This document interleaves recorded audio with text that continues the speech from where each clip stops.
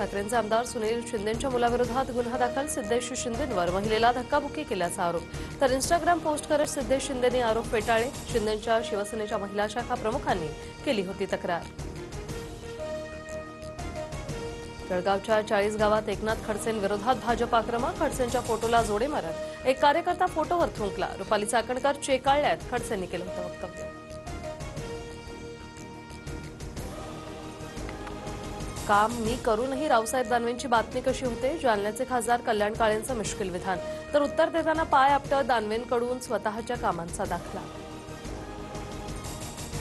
प्रांजल Khewalkar party प्रकरणी महिला आयोगाचं पोलीस महासंचालकांना पत्र, दबाव टाकून महिलांना बोलावलं का, एसआयटी मार्फत चौकशी करा, महिला आयोगाची मागणी. मानवी तस्करीचा प्रकार असल्याचाही दावा. दादरमध्ये कबुतरांना खाद्य टाकणाऱ्या महेंद्र संकलेच्यावर गुन्हा दाखल, शिवाजी पार्क पोलिसांकडून गाडीही जप्त.